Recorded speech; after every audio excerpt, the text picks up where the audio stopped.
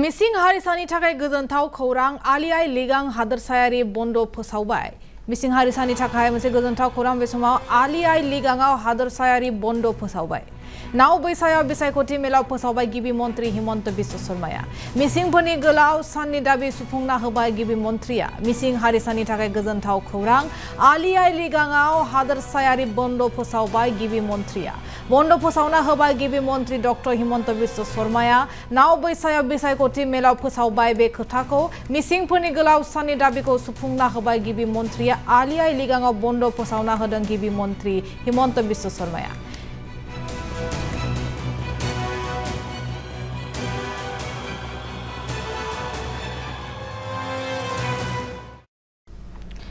ब्रैजिद'नं उदालगुरि बियाबाव बिसायख'थिनि दुंहाव बार। UPPLनि बिजाथि बपफन बर'नि बेरफ्रुसार बिबुंथि।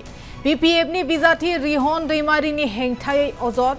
UPPLनि बिजाथि बपफन बर'आ दिनै मोनसे खौरां मेल हांख्रायना BPFनि बिजाथि रिहन दैमारिया बिसायख'थिनि फोसावदिङाव दुथां सुबुंनि मदद लानायनि बेरफ्रुसार अजद लाबोदों।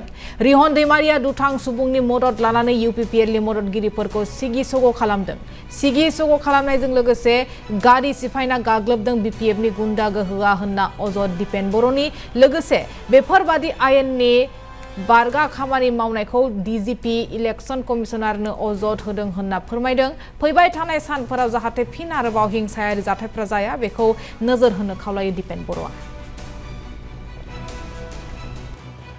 सानसे सिगां भैरबकुन्द आउटपोस्टनि मोखाङाव UPPLनि सापर्टार गाखोनाय गंसे गारि AS12 AG 1577 बे गारिखौ अन्थाइ खुबैनानै BPF दोलोनि रिहन दैमारिनि बिथांनि जिखिनि गुन्डा बाहिनी दङ, जिखिनि बिथाङा गें फिसिनानै दोनदों आरो मोनफ्रोम जायगायाव गंथाम गंब्रै गारि गें फिसिनानै दोनदों, जाहो लोंहो दोनदों, केम्प खालामनानै थाखा फैसा होनानै दोनदों, बे मानसिफ्रा अन्थाइ खुबैनानै गारिखौ सिफायदों। जों थानायाव केस होदों, SP खौ खावलायदों आरो स्पेसियेल DGP खौ खावलायदों, DGP बिथांखौ खावलायदों आरो आसाम सरकार भारत सरकारनिसिम इलेक्शन कमिशन अफ इन्डियानिसिम रिटार्निं अफिसारनिसिम जों कमप्लेन हरदों जे भैरबकुन्द समस्ति उदालगुरि विधानसभा समस्तियाव जि गें आरो जि फैसा आरो जि गुन्डा फिसिनानै इलेक्शन देरहानायनि जि परिकल्पना खालामदों बे मुथे जोंनि ओनसोलनि थाखाय बे सान्थि गायसननाय ओनसोलनि थाखाय बे मालाबा मोजां खामानि नङा। 15टा BTCनि विधानसभा समस्तियाव जेबो दावराव दावसि गैया, बयबो गावबा गाव प्रसार खालामदों।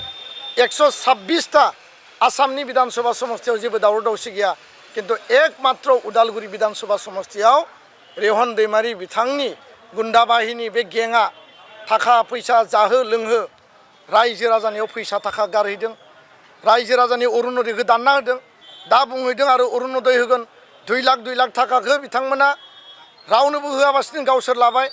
25,000 प्रमद बर'आ जि सेल्फ हेल्प ग्रुपनो फैसा होदोंमोन 10,000 दाननानै 15,000ल' थाखा होबाय आरो दिनै बिथाङा MLA दारायनानै देरहानायनि सिमां नुदों।